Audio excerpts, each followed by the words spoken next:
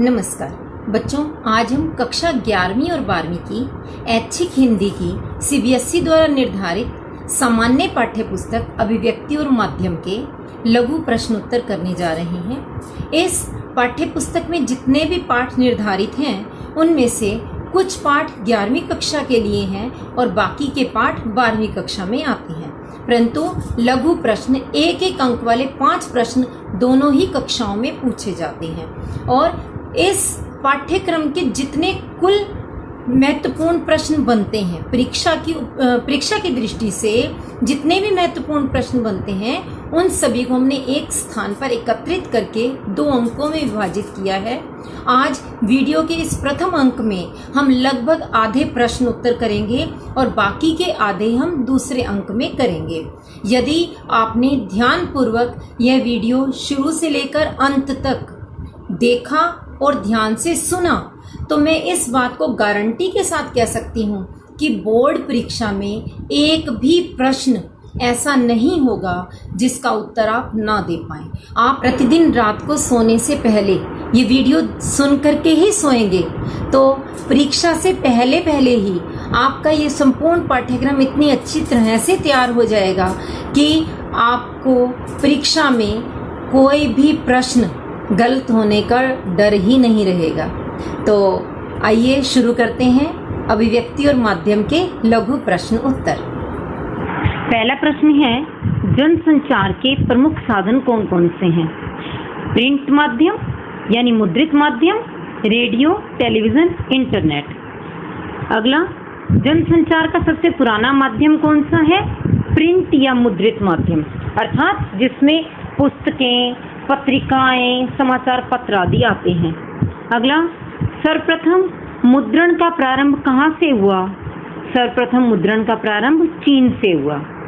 भारत में पहले छापेखाने की स्थापना किसने, कब और कहाँ की? भारत में पहले छापेखाने की स्थापना मिशनरियों ने सन 1556 में गोवा में की। उल्टा पिरामिड शैली से आप क्या समझते हैं?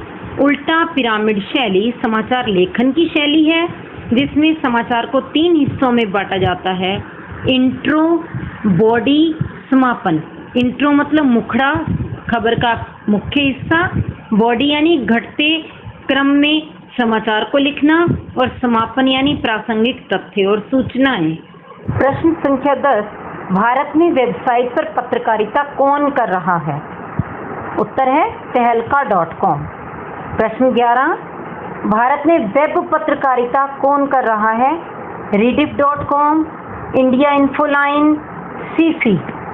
उस अखबार का नाम लिखिए जो प्रिंट रूप में उपलब्ध ना होकर केवल इंटरनेट पर ही उपलब्ध है। प्रभा साक्षी।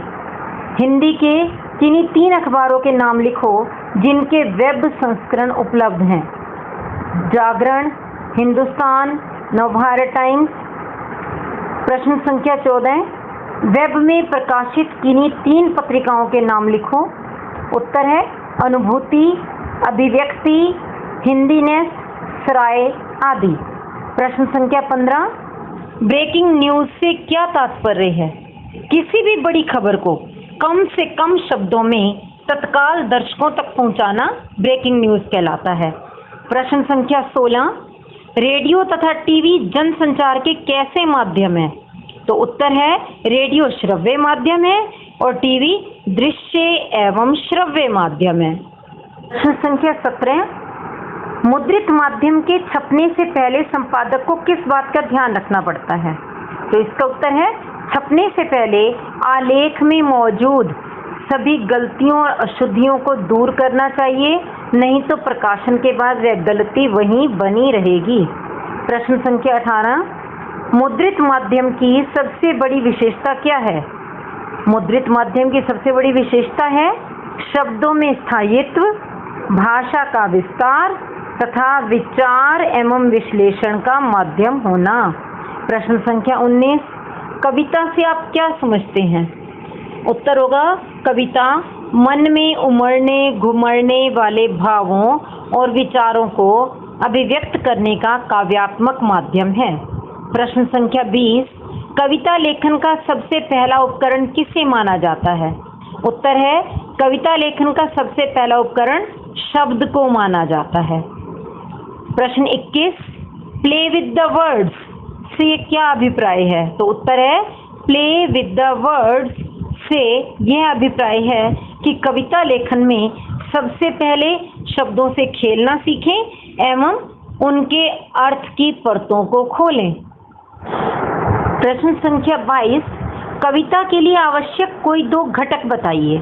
तो उत्तर होगा कविता के लिए आवश्यक 2 घटक हैं भाषा का सम्यक ज्ञान और शब्द विन्यास। सम्यक का अर्थ है पूरी तरह से, अच्छी तरह से। और अगला प्रश्न, प्राचीन काल में मौखिक कहानियां क्यों लोकप्रिय थी? क्योंकि यह संचार का सबसे बड़ा माध्यम थी। प्रश्न 24, कहानी का केंद्र बिंदु किसे कहते हैं? कहानी का केंद्र बिंदु कथानक को कहते हैं। प्रश्न 25, कहानी को रोचक बनाने में कौन सा तत्व सहायक होता है? कहानी को रोचक बनाने में द्वंद्व तत्व सहायक होता है। प्रश्न 26, कहानी में कथानक के कितने स्तर होते हैं? तो उत्तर होगा कहानी में कथानक के 3 स्तर होते हैं, आदि, मध्य और अंत। प्रश्न संख्या 27, कहानी की भाषा कैसी होनी चाहिए? कहानी की भाषा सरल, सहज और सुबोध होनी चाहिए। प्रश्न संख्या 28, फीचर से क्या अभिप्राय है? इसके प्रकार बताओ। तो उत्तर है फीचर एक सुव्यवस्थित, सृजनात्मक और आत्मनिष्ठ लेखन है। यहाँ सुव्यवस्थित से अभिप्राय बहुत अच्छी तरह से गुथा हुआ, सृजनात्मक यानी क्रिएटिव, आत्मनिष्ठ खुद का बनाया हुआ, कहीं से उतारा हुआ नहीं, कहीं से नकल मारा हुआ नहीं, जिसका उद्देश्य पाठकों को सूचना देना, शिक्षित करना और मनोरंजन करना होता है।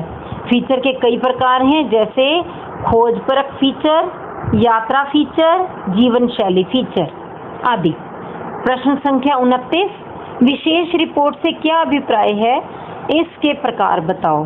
तो उत्तर होगा समाचार पत्र और पत्रिकाओं में विशेष छानबीन, विश्लेषण और व्याख्या के आधार पर प्रस्तुत की गई रिपोर्ट को विशेष रिपोर्ट कहते हैं, जैसे खोजी रिपोर्ट, इन डेप्थ रिपोर्ट, विश्लेषणात्मक रिपोर्ट, विवरणात्मक रिपोर्ट।